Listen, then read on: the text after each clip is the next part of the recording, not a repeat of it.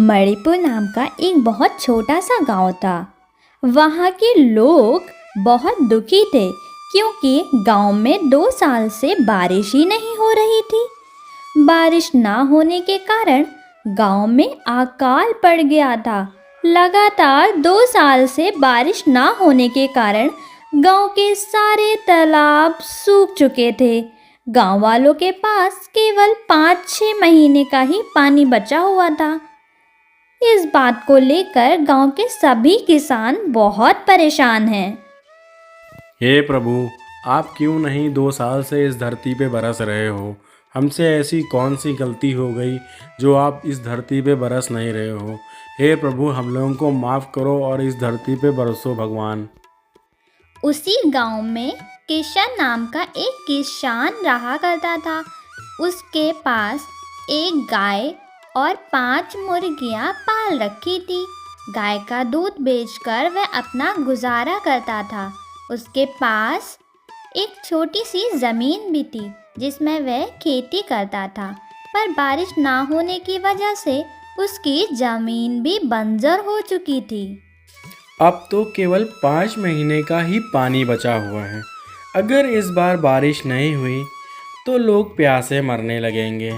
मेरी तो ज़मीन भी बंजर हो गई है, तो क्यों ना उसे खोद के देखूं? पता नहीं पानी ही निकल जाए शायद। ये सब सोचकर किशन अपने आंगन में कुआं खोदने के लिए तैयार हो जाता है। अपने हाथों में कुदाल लेकर वह गड्ढा खोदने लगता है।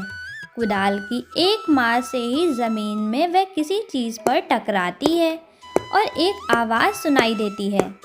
यह आवाज़ तो कुदाल के मारने से जमीन के अंदर से आ रही है। अरे यह क्या, मुझे कहीं खजाना तो नहीं मिल गया? इसे मिट्टी से निकाल कर देखता हूँ।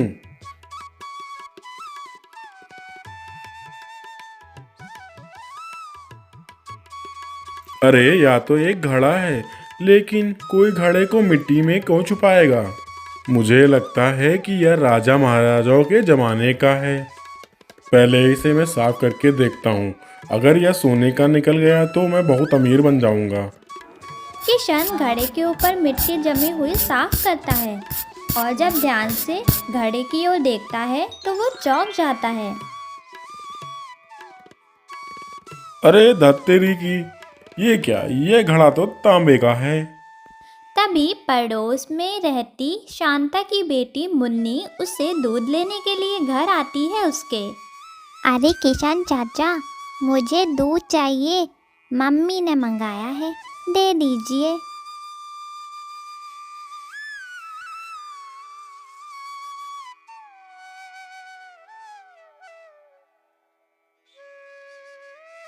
दूध लेने के बाद मुन्नी उसके घर से अपने घर वापस चली जाती है। किशन फिर से अपने काम में लग जाता है।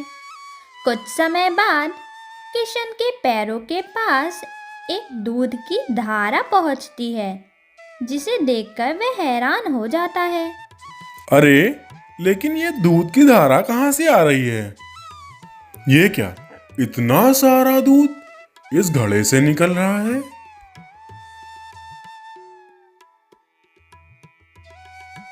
फिर किशन उस घड़े के पास जाता है और उसे अपने हाथों में उठाकर देखता है। अरे ये तो वही घड़ा है जो मैंने खोद कर जमीन से निकाला था। इसके अंदर इतना सारा दूध आया तो कहाँ से आया? किशन उस घड़े को अपने घर ले आता है और घड़े में रखे दूध को एक बड़े से पतीले में डालने लगता है, पर वह पतीला भी भर जाता है, लेकिन घड़े का दूध फिर भी खत्म नहीं होता। अरे ये क्या, मैंने तो इतने सारे बर्तनों में दूध भर दिया है, लेकिन इस घड़े से तो दूध खत्म होने का नाम ही नहीं ले रहा। एक काम करता हूँ, इसे पलट देता हूँ उल्टा।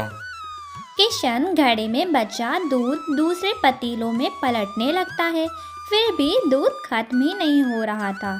फिर वह पूरा घड़ा उल्टा कर देता है ताकि जितना भी दूध है सब निकल जाए।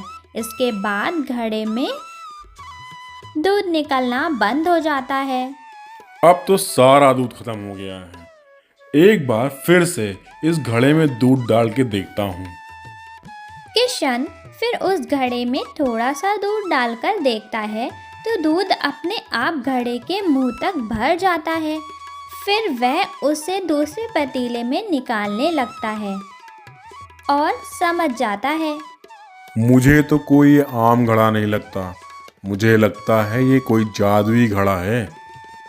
लगता है बरसों पहले किसी ने इसे गाड़ा होगा जमीन में। मुझे क्या, खैर मैं तो अब इस घड़े से बहुत अमीर बन जाऊंगा। किशन अगले दिन से ही शहर निकल जाता है सारा दूध लेके। शहर के बड़े मील में जाकर उस व्यापारी को बेच देता है और धीरे धीरे अमीर होने लगता है। शहर में बड़ी बड़ी टैंकर की गाड़ी किशन के घर आती थी। हर शाम को किशन अपने घर के अंदर उस घड़े से दूध निकालता और बड़े बड़े पतीलों में भर दिया करता। सुबह होते ही मिल की गाड़ियाँ आती और सारे दूध अपने टैंकर में भरकर शहर की ओर ले जाती। किशन रोज ऐसा ही करता। एक दिन वह गांव का सबसे बड़ा और रईस आदमी बन गया। किशन के चर्चे हर गांव में होने लगे। उसी गांव में एक सुंदर नाम का सेठ रहा करता था। वह भी दूध का व्यापारी था। उसके पास कई सारी गायें थी, लेकिन फिर भी उसे इतना दूध नहीं मिल पाता था कि वह मील में बेच सके।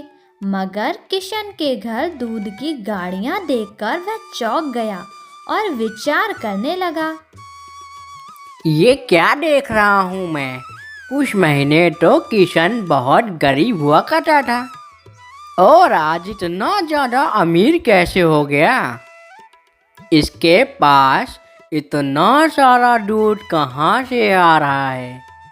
इसके पास तो केवल एक ही गाय है, फिर भी इतना सारा दूध कहाँ से आ रहा है? और ये 3-3, 4-4 गाड़ियाँ कैसे दूध लेने आ रही हैं? मेरे पास तो बहुत सारी गायें हैं, फिर भी मेरे पास तो इतनी गाड़ियाँ 1-2 दिन में भी नहीं आती, लेकिन इसके पास तो रोज़ रोज़ 3-4 गाड़ियाँ आ रही हैं। मुझे इसका पता लगाना होगा। आखिरकार इतना सारा दूध आ तो कहाँ से आ रहा है? जरूर दाल में कुछ काला है या फिर पूरी ही की पूरी दाल ही काली है। मुझे देखना पड़ेगा और इसका पता लगाना ही पड़ेगा। आखिर बात क्या है? शाम होने के बाद किशन रोज की तरह जादुई घड़े से दूध बड़े बड़े पतीलों में निकाल रहा होता है कि यह सब खिड़की के पीछे छुपा सुंदर सेठ देख लेता है। और अरे ये क्या मैं देख रहा हूँ? इसे तो जादुई घड़ा मिल गया है। अच्छा, अब मैं समझा, इसीलिए ये बहुत अमीर बनता चला जा रहा है। ये सब इस जादुई घड़े का कमाल है लगता है मुझे। अब तो मुझे भी चाहिए ये घड़ा। मैं ये घड़ा चुरा लूँगा। एक रात की बात है। किशन कुछ काम के सिलसिले से गांव के बाहर गया हुआ था और घर के पहरेदार घर के बाहर ही सो रहे थे। और फिर वहां पर अचानक सुंदर सेठ 2 चोरों के साथ किशन के घर जादुई घड़ा चुराने के लिए आ गया। उसने पूरी योजना बना रखी थी। मैं तुम दोनों को सोने के मोहरे दूंगा।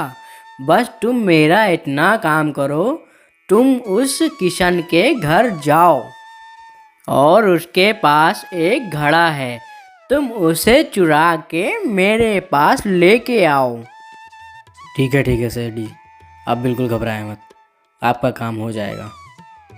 दोनों चोर सेठ की बात सुनकर किशन के घर की ओर निकल पड़ते हैं। इस मौके पर खूब बिजली के साथ बारिश भी शुरू हो गई थी। सुनो, तुम्हें घड़ा मिला क्या? अरे नहीं नहीं भाई, मुझे नहीं मिला। तुम्हें मिला क्या? जल्दी जल्दी ढूंढो, नहीं तो पहरेदार आ जाएंगे। अरे देखो भाई, देखो मुझे मिल गया। ये तो अलमारी के अंदर रखा हुआ है, जल्दी आओ। अरे ये तो एक तांबे का घड़ा निकला। मुझे लगा सोने का होगा घड़ा ये, लेकिन ये तो तांबे का निकला। अरे भाई, हमें क्या, तांबे का हो या सोने का हो, हमें जो चाहिए था वो मिल गया। चलो यहाँ से चलते हैं, हमारा काम हो गया। जैसे ही वो दोनों चोर अलमारी में रखा हुआ घड़ा लेकर भागने लगे, वैसे ही पहरेदार को शक हुआ। कुछ आवाज हुई और तुरंत उनको देख लिया। कौन है वहाँ पे? अरे सुनते हो? सुन क्यों नहीं रहे हो? है कौन आखिर वहाँ पे? आ रहा हूँ, रुक जाओ। वे दोनों चोर एक पुल के ऊपर से शहर की ओर भाग रहे थे, पर पहरेदार उनका पीछा नहीं छोड़ रहे थे। अरे अरे, ये चोर! अरे इन चोरों को पकड़ो, जल्दी पकड़ो इन चोरों को। जब दोनों चोर भाग ही रहे होते हैं, तभी अचानक से उसमें से एक चोर को ठोकर लग जाती है और वो तुरंत पुल पर गिर पड़ता है। उसके हाथों से वो जादुई घड़ा नदी में गिर पड़ता है और पानी के तेज बहाव के कारण वह बह जाता है और अब वो जादुई घड़ा किसी के हाथ नहीं लगता।